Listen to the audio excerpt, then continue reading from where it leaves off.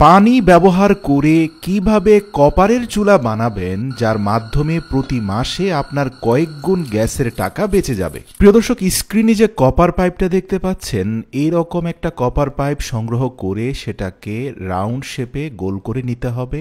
মনে রাখবেন, কপার পাইপের অগ্রভাগটা আপনাকে ব্লক করে দিতে হবে যেন সেখান দিয়ে কোনো গ্যাস বের হয়ে না যায়। এরপরে পুরো পাইপটাকে 3 বার মুড়িয়ে নিয়ে যে কোনো একটা পাশে প্রতিটা রাউন্ড সার্কেলের মধ্যে 4টা করে হোল করতে হবে। সুতরাং 3টা সার্কেলে 12টা হোল হয়ে গেলে আপনাকে এই কপার পাইপটা স্থাপন করার জন্য একটা পাতলা কাঠের উপরে 4টা ক্লাম অ্যাডজাস্ট করতে হবে। প্রিয় দর্শক, স্ক্রিনে আপনারা যে ক্লামগুলোকে দেখতে পাচ্ছেন সেগুলোকে আমরা স্ক্রুর সাহায্যে কাঠের মধ্যে শক্তপোক্তভাবে লাগিয়ে দিচ্ছি। আর এই দুটো ক্লাম লাগানোর পরে অপোজিশনেও আরও দুটো ক্লাম লাগানো হয়েছে এবং এই ক্লামগুলোর মিডল পার্টে নাট সহ একটা বোল্টকে এমনভাবে লাগানো হয়েছে যার অগ্রভাগটা ভেতরের দিকে বের হয়ে আছে। মূলত এই 4টা ক্লামের 4টা স্ক্রুর মাথায় আপনাকে কপারের পাইপটা স্থাপন করতে হবে। এবার আসুন ভিডিওতে দেখানো দুটো প্লাস্টিকের বক্স নিয়ে নিন, যেগুলোকে খুব শক্তভাবে আটকে দেওয়া যায়।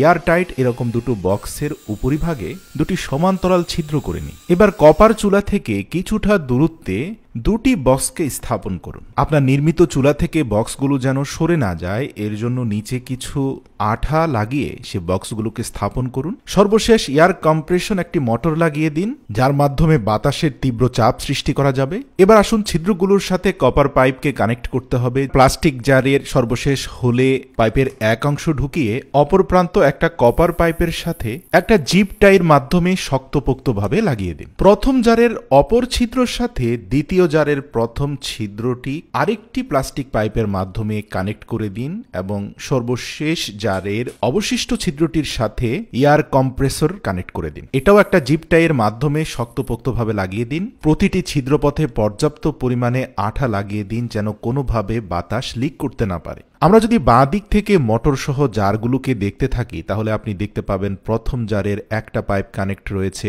মোটরের সাথে, দ্বিতীয় পাইপটা কানেক্ট রয়েছে প্রথম জারের সাথে, প্রথম জারের অপর পাইপটা কানেক্ট রয়েছে কপার পাইপের সাথে। এবার আসুন এই মোটরটাকে একটা ব্যাটারির সাথে কানেক্ট করাতে আমরা প্লাস মাইনাস তারগুলোকে সংযুক্ত করে দিই। পাওয়ার সোর্স হিসাবে একটা ব্যাটারি কানেক্টরও সংযুক্ত করে দেওয়া হয়েছে। এবার আসুন সর্বপ্রথম জারে আমরা 1 গ্লাস পরিমাণ বিশুদ্ধ পানি ঢালবো। তারপরে খুব মজবুতভাবে এয়ারটাইট ঢাকনাটি লাগিয়ে দিয়ে দ্বিতীয় জারের মধ্যে আমরা 1 গ্লাস পরিমাণ পেট্রোল ঢালবো। ভাবতে পারেন পেট্রোল খরচ হবে? না প্রিয় দর্শক, মূলত পানি থেকে সৃষ্ট বাতাসের মাধ্যমে এই চুলাটা জ্বলবে। তো কিভাবে চলবে দেখুন, আমরা ব্যাটারিটা কানেক্ট করা মাত্রই যখন থেকে মোটরটা ঘুরতে আরম্ভ করলো এয়ার প্রেসার ক্রিয়েট হলো পেট্রোলের মধ্যে। পেট্রোলের বক্স থেকে বের হওয়া বাতাস গিয়ে চাপ দিল পানির বক্সে। পানির জার থেকে বের হওয়া বাতাস, যার মধ্যে 90% পানি আর 10% পেট্রোলের জ্বলিত উপাদান মিলে একটা তীব্র আগুনের স্ফুলিঙ্গ বের হচ্ছে। তো সাধারণ গ্যাসের চুলার সাথে এই চুলার পার্থক্যটা কি? এই চুলায় আপনি মাত্র 3